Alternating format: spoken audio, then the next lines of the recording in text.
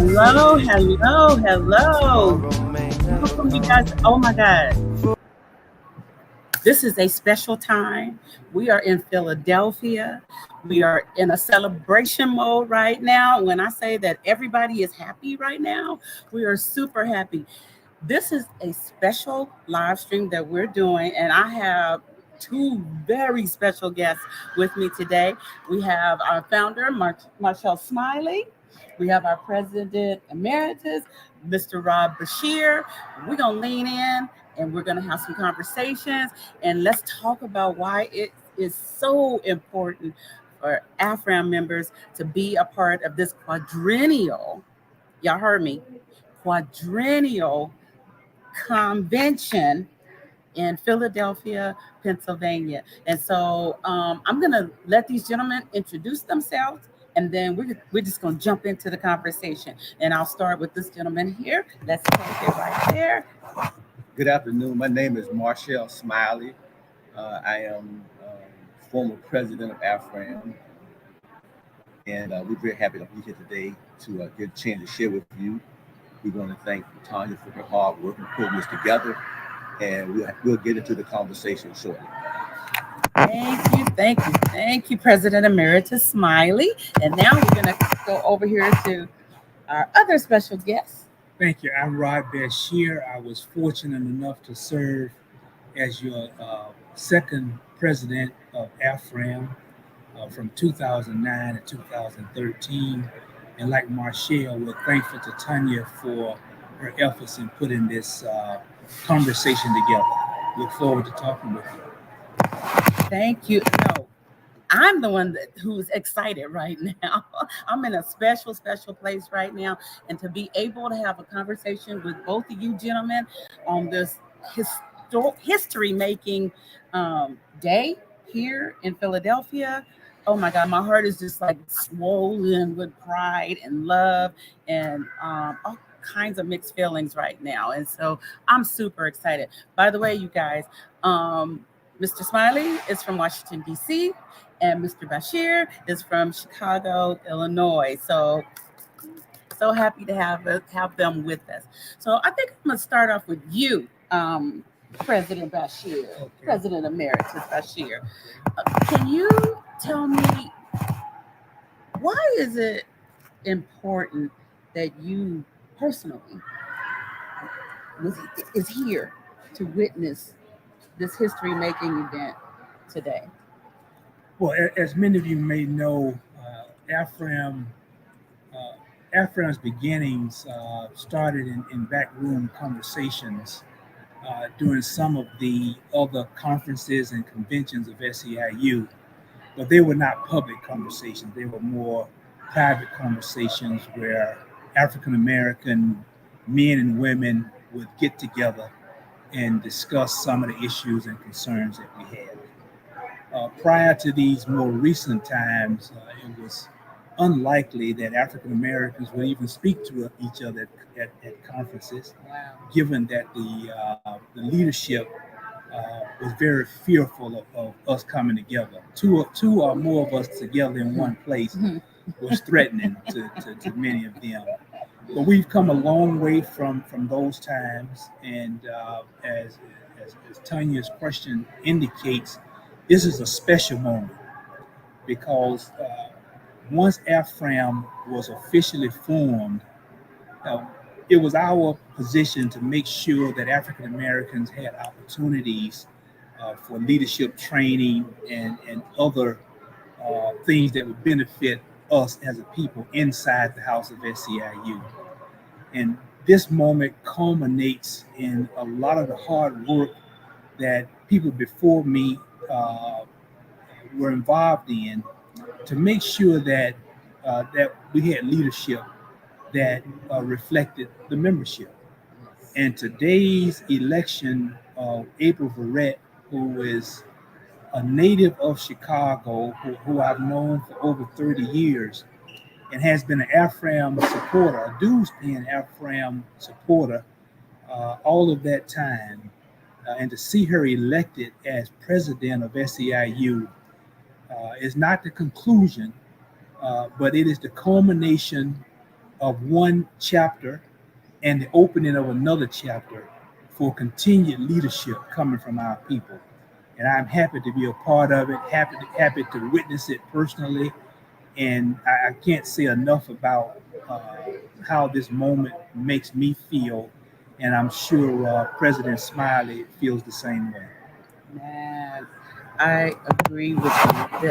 The vibe in the room is just like electric, and you can feel the power. And so I'm going to now turn to you, Mr. Smiley, and thinking back on how you had to strategize, as President Bashir alluded to, how you had to strategize and the challenges and the barriers. Honestly, simply just because your skin was black, um, what does today mean when you think about the challenges and the barriers that our new president, international president, is going to face, and the fact that you do know April personally? So, can you just speak a little bit um, about from the past and what we're hoping for in the future? Well, thank you very much again for hosting us. This is very important. It's a very touching moment for many of us to actually be able to witness something in which we dreamt about and started planning on 25, 26, 27 years ago. And so this is why it's such an important event. And like President Bashir mentioned, uh, our new international president is influenced greatly by her experiences with AFRAM in Chicago under the leadership of President Bashir. And she's not ashamed to say that. And she publicly in the meetings say it straight up that AFRAM, she's an AFRAM baby, that she would have reached the heights that she has reached without the caucus and what the caucus did during the time in which we was knocking down barriers. We in 1996 we called a national African American leadership summit, which was held in Atlanta, Georgia. And Georgia. we did it in Black History Month, and we called this summit in order to develop a Black agenda for SEIU, because in 1996 there was an election of national president of SEIU, and we wanted to influence the outcome of that election. So we came together in Atlanta to develop a Black agenda that we presented to the candidates who were running for international president. Um, One of the issues, several issues, but one of the issues was that the union, we didn't believe, uh, offered opportunities, equal opportunities for African Americans to fully participate in the leadership as well as in other programs and financing of SEIU. So that was one of the goals of which we set out to address. As it come to pass in 1996 SEIU convention, which I brought my delegate badge, right, was the convention in which a resolution was presented at the convention for SEIU to acknowledge caucuses within SEIU. Actually, the resolution was that they should authorize or at least recognize a African American caucus, because we were the ones who was pushing for the resolution at the convention. But what they chose to do, instead of just recognizing the African American caucus with the people that was pushing for the caucuses, they then automatically recognized six or seven additional caucuses. So that's where the Latino caucus was born, the Lavender caucus was born, the Asian Pacific Islander caucus was born. All these other caucuses were authorized also, but they in fact didn't push to have caucuses. It was the African Americans with the Black folks. You guys did right, that. who pushed to have the caucuses in SEIU. And we don't really mind that they have them, right? But we were the one that carried the weight and pushed the agenda in order to have it. And so from that point in 1996, we decided we would form a national African American caucus, which we did. And One of the goals, of course, was to increase the participation of African Americans in the leadership within the International Union, right? And so at that 1996 convention, the largest number of African Americans in the history of the Union were elected or appointed to SEIU international committees at that 1996 convention. So we were pushing. In fact, we have presented names of people that we thought should be international vice presidents, international executive boards in the works. And so that started the process. And so from 1996 into 2024, it's been a steady rise to the challenge of leadership, right, for people of African descent. And it culminated today, because today we elected a sister who happened to also be an AFRAM member to the international presidency. And so for many of us who was there in 96 or even along the way, we feel so proud to see that our work was not in vain, right? So it's not the end of the work, but it's a milestone within the work, because we finally have been able to crack what they call the glass ceiling. So we've had Black Secretary of Treasurers, we've had Black Executive Vice Presidents, but in the history of the Union, it has never been a Black president. And today we elected our first Black president. Man, and what a day. What a day. So we're still following in the footsteps of those who came before us, and every single member of AFRAM should be grateful for what you guys did back in Atlanta, Georgia, because it could not have been easy. It's never easy. It's never easy for Black folks. So I'm going to come back to you, Bashir. And so we have some really powerful members who were part of our national executive board who come out of Chicago. You must feel a certain level of pride. And I know for a fact that your leadership is part of the reason that we have the new generation that's coming and the younger folks who have looked up to leaders like yourself, like Mr. Smiley here, President Smiley here, and Faith from Chicago, April's from Chicago. What is the secret about Chicago? Well, you know, Betty Bowles. You mentioned Betty Bowles. You mentioned Faith. Leonard Simpson. The current president, Anton Fonda. Yes. Of AFRAM. Right. I think I don't know if there's a secret, but in my experience with AFRAM in the leadership role I played, and I don't want this to come across the wrong way. I don't think that the people that we've named are extreme in one way or another. There's a counterbalance. And even when I look at the international leadership in terms of its presidents of the past, a lot of that leadership came out of the Central region as well. You know, Dick Courts, Mary Kay Henry from Detroit. So there's a lot to be said about that. But we've had some very important highlights in AFRAM. I don't know if we're in a position right now to explain exactly what this moment means. But as we continue to mature and reflect back on what has transpired as a result of the work that's been laid, we're going to get different visions and new visions of how important this work is. Yes. When I look around currently, we're in what we call Union City. A decade ago, 2 decades ago, this could not have happened, right? We have AFRAM booth here. We have the Latino caucus. We have the API caucus. We have environmental lavender caucus, disability. All of these things would not have happened in the past. And I'm grateful that AFRAM played a role, a major, significant role, which has been acknowledged by SEIU leadership, Mary Kay Henry, Andy Stern, and others, that AFRAM, although as you mentioned, it has not been easy, AFRAM pushed the door open. Mhm.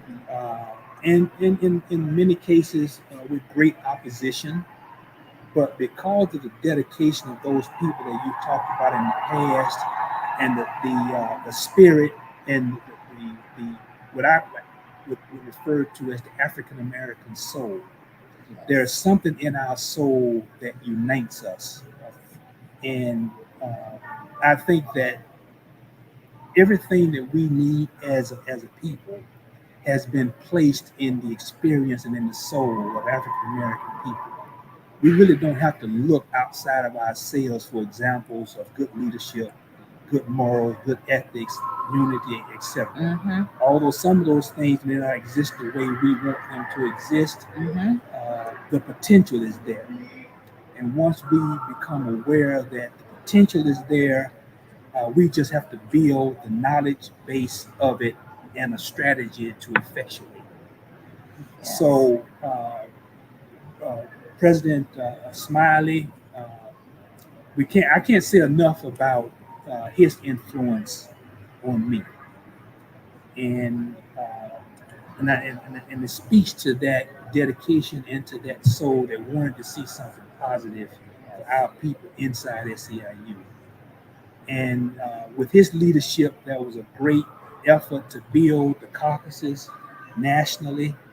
And once we got to a point where we thought we had made progress, Mm-hmm. then we turned our efforts inside SEIU Mm-hmm. to push SEIU to do more business with African Americans, to use more of its resources when it moves around the country to buy stationery or buy food from African American businesses and companies, to invest pension funds and health and welfare funds with African Americans. And we established a monthly meeting with the outgoing President Mary Kay Henry, where we met during the month, Black History Month, Mm-hmm. to talk about the issues that I just raised. And I don't know what the situation is currently, because I've retired from SEIU and not inside the pension funds It anymore. needs work. We still need to have those We conversations. still need to have those conversations. Yes, but when I left, 60% of the equity portfolio of the SEIU pension funds were managed by minorities. Yes. And we're grateful for our effort as a caucus to push for those kinds of conversations. And I could go on and on with that for 6 months, but I won't. But, we're very appreciative of that. You know, you mentioned that you have established monthly meetings, so you kept the door open between AFRAM and our international leadership so that we could continue to build relationships. And I'm very grateful and thankful for that today. I mean, because if you hadn't done it, then we'd have to do it. Not knocking us, but I'm so glad y'all did it already. Well, you're right. The door is open. I heard outgoing President Mary Kay Henry today talk about trying to build an anti-racist union. Mm-hmm. I credit AFRAM with that with impetus on that kind of language. Mm-hmm. That could not have existed in the past. Yes. Now, being an anti-racist union is not an easy job, since racism permeates our society. Mm-hmm. But there has to be a voice, a leadership voice that's at least addressing that issue. And since SEIU represents the multiplicity of peoples, cultures, etc., I can't think of a better place for that kind of conversation to be had than inside the house of SEIU, and with people who are dedicated to social change. I agree. I totally agree with you. So, Mr. Smiley, I see you found what you were looking for. Can you share that briefly with us? So where is, I'm going to hold this up. What is this item and That's the what does it the mean? 75th SEIU International Convention in 1996 was in Chicago, Illinois, Oh, at the wow. Sheraton in Chicago, Illinois. And it was at that convention that we pushed a resolution that SEIU acknowledged AFRAM, basically the African American caucus within Wow. SEIU. And as a result of that, SEIU delegates at the convention voted to acknowledge caucuses within SEIU. Now that's important because what that means is that the convention delegate votes are the highest authority within the union. Mm. So it's not like a single president said okay. Mm-hmm, And then they mm-hmm. got mad 2 years later and they say, well, no, you can't have the caucus. Because this is a convention delegate Yes. voted resolution. Yes. In order to change it, they would have to then go back to the convention and ask the convention to reverse that decision to acknowledge caucus, not allow caucuses, Right. not build caucuses, but acknowledge Acknowledge caucus. them. We had to build it, but they had to acknowledge it. And so no one local union international president could shut AFRAM down because we got it done at the convention. And that's why that's important. Mm-hmm. Right. Now, the other significant thing to go back about Chicago, right? We started having progress with SAU once we gained their respect. Because you have to gain respect. You do. Okay, You do. Yeah, you have to gain respect. So at the 1996 convention in Chicago, Mm-hmm. and Rod talked about Chicago earlier, some of the leaders in Chicago. In 1996 at the convention, SEIU told us that there was no room in the hotel in which we could have a AFRAM meeting. We wanted to meet. Oh no! Right? And they told us that. Oh no! Yeah. So they told us there's no space. We talk about the Sheraton Chicago. Wow! I don't know how many floors, about 25, 35, 40 floors. Wow! That there's no room that we could use to meet except on Sunday. And we did not want to meet on Sunday. So we said, okay, fine. Now going back to Chicago, there was a brother named Jarvis Williams. Mm-hmm. So many great like activists. Mm-hmm. And he's retired now. But Jarvis Williams was the president, I think, of Local 46. Local 46 in Chicago. And then Paya Davis, another pioneer. Mm-hmm. She was the president. I think maybe 73. I think it was Local 73. 73, right? And she represented, I think, the some public workers, school workers, bus drivers. Yes. So we went to them. I went to them because I said, look, they tell us we can't meet. We were going to have a meeting. We need to do something. So Jarvis Williams, to his credit, he said, look, Smiley, I can get this cultural center. It's a black-owned cultural center, South Shore Country Club in Chicago. I frequent that place, and I can get the ballroom. We can arrange to get the ballroom. I say, okay, do it. Let me know how much it costs. We'll raise the money. Mm-hmm. So I go to Paya. Paya said, well, Smiley, I can get 8 buses. She said, I said, we need transportation from people from the Sheraton to the center. So she told me, she said, look, I can get 8 buses. And I said, well, how much it going to cost? She told me, I said, okay, fine. She said, I have 8 buses in front of the Sheraton at 12 noon to transport people to the culture center, which is maybe about 15 miles away or something, a little distance away. So we bought a flyer at the convention. We're having the AFRAM meeting. The bus is going to leave at 12 o'clock from in front of right in front of the street. If you want to go to the AFRAM meeting,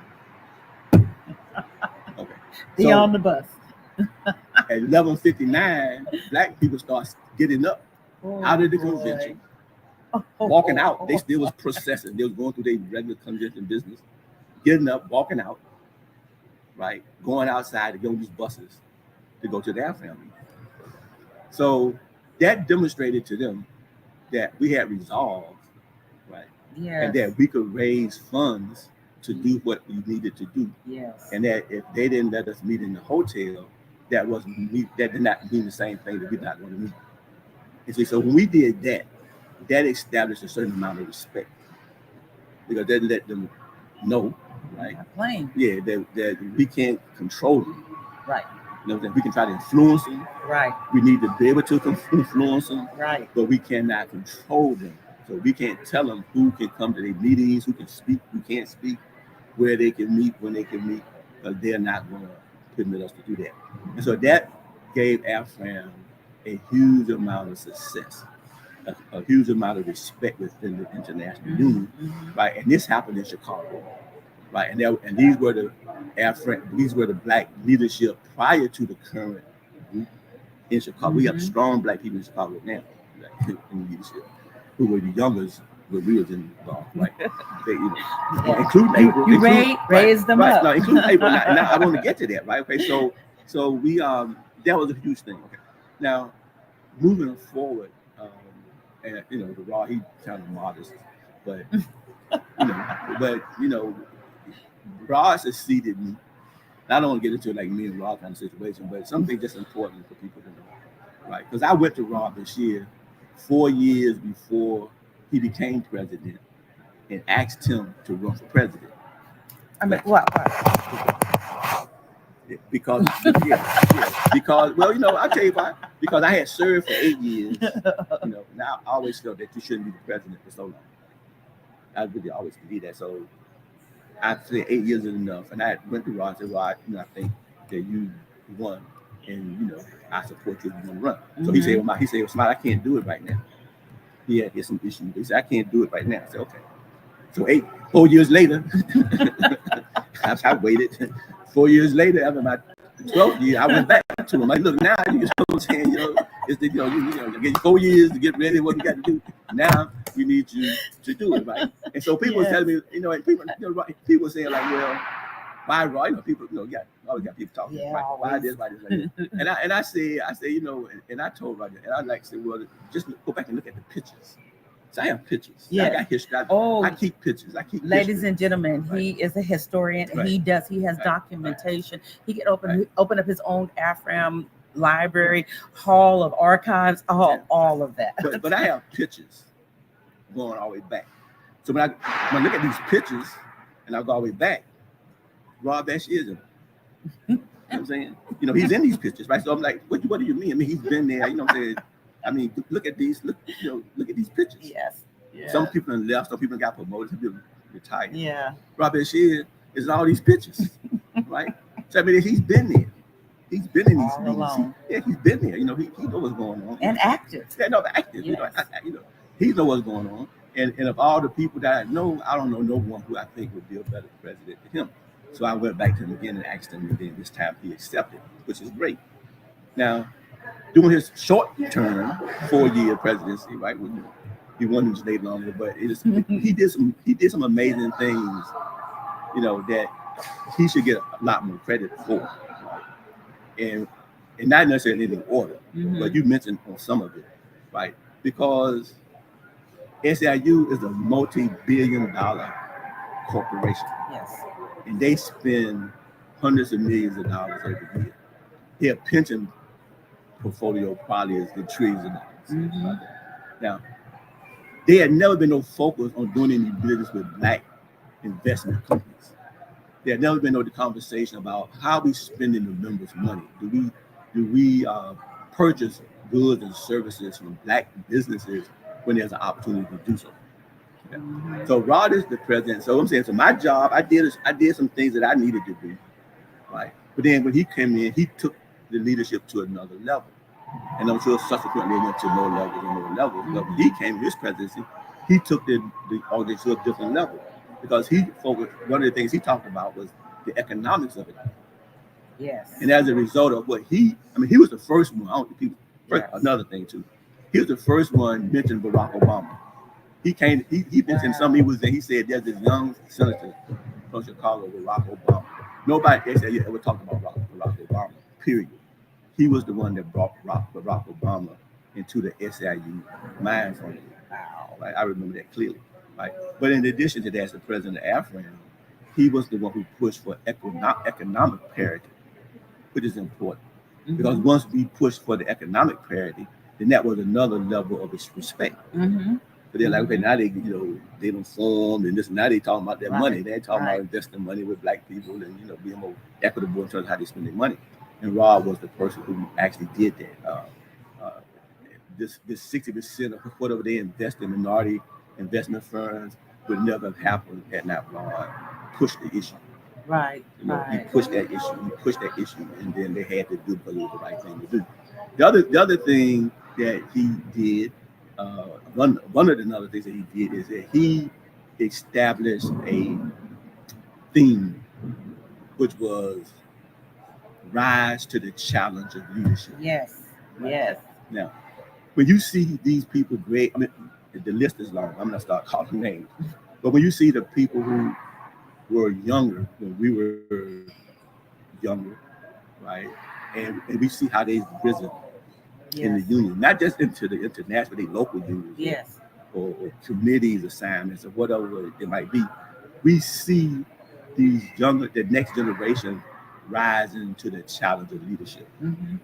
Because it's one thing for AFRAM to create and open the door, but then you have to have it in you to take that open door and use it to rise up. Absolutely. Right, and to do great things. And so a lot of younger people now in power took that challenge that Raw had set out for everybody. That was our theme: rise to the challenge. I don't forget that. Rise to the challenge of leadership. And some people have taken advantage of that.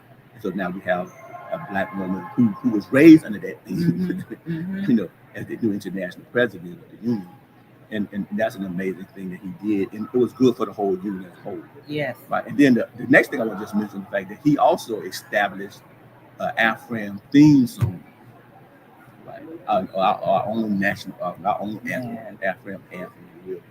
He established that, right? And under his presidency, we should have our own, we should sing what we sing, whatever. But we should also have our own song that's reflective of our own struggle, reflective of our own identity. And the song 100% is applicable to black folks. I cried like a baby. I do. I had to leave when they they played. He introduced the song when he was transitioning from my to his, and I was we had just elected him. But anyway, so the song was playing. I had to leave the room. I had to literally walk out the room because the song hit me. I never heard church song. The song hit me so hard. It just reflected all of the struggle that we have been through. And they continue to go through. Yes. And it was just a powerful thing. So he established at least those three things. Let me tell everyone, the name of the song is Something Inside So Strong. And if you visit the SEIU website, you can find the song there. You can find the lyrics there. But when that song is harmonized together in a room full of AFRAM members, our ancestors are smiling on us. They are smiling with us in the room. And it is very, very powerful. So I didn't mean to interrupt you, but I wanted folks to know exactly what we're talking about. Because those things are important.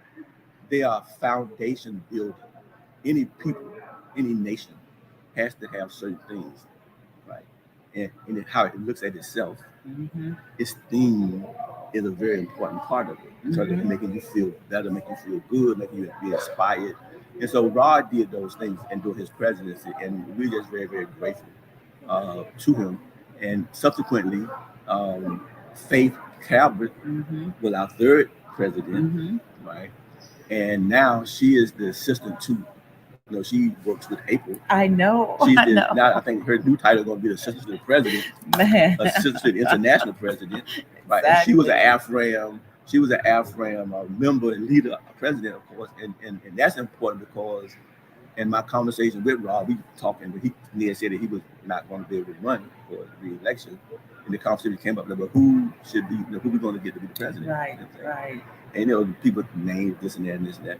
And it was we both agreed, we felt right that it was time for a sister. Yes. Yeah.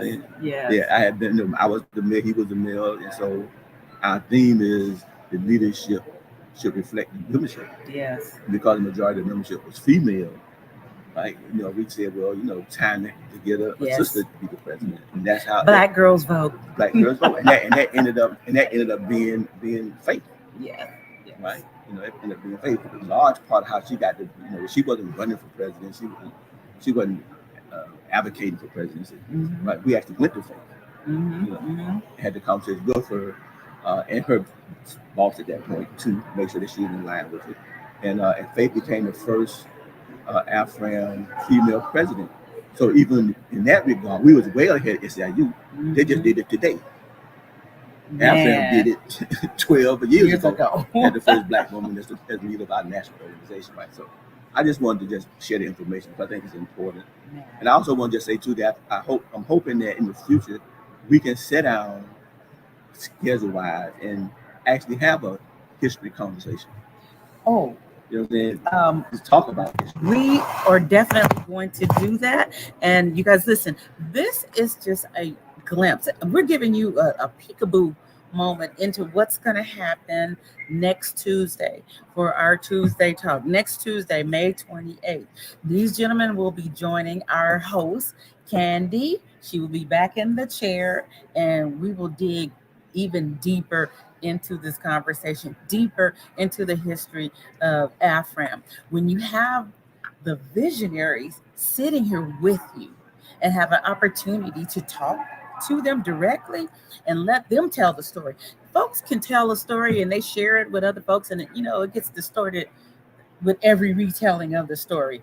We've got them here with us, and that is a blessing. And so I'm going to give these gentlemen a moment to give some final words, and I'm not going to ask a question, is whatever you want to say, but please save the date, Tuesday, May 28th.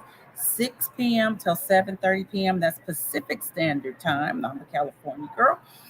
6 to 7:30 p.m. And now I'm going to start with President Bashir and closing comments for our viewers. Thank you again, Tanya, for extending this invitation to have this conversation. My comment will be very brief, and that is that I am hopeful and prayerful that those that come behind us will not let the environment that they are in seduce them away from this history and this connection. It is foundational, and it is something that we want our people to build on, not shy away from, because it's not only that it's important, it's who we are, it's the work that we've done. And as I mentioned in the AFRAM breakout on, when was that? Saturday. Yeah. We owe a debt to those people who came before us. We owe them a debt, and I want to be a part of paying my debt, and I'm encouraging all of you to pay your debt to those people as well. When you are at these conventions, as I mentioned earlier, there are many different groups, and all of them embrace their heritage. I'm told that our young people, just in a general sense, don't want to hear about the suffering of our history. But it's not just all suffering. There are spots, there are people, things that have happened in our history that are encouraging. But at the same time, those tough moments that we have to face are what builds us. They're character building. And we have to acknowledge that. Mm-hmm. Although it is painful. I read stories. I was reading a story, and I'm hesitant to mention it, but I have to. I was reading part of our history where some of our children were used as alligator bait for those who had no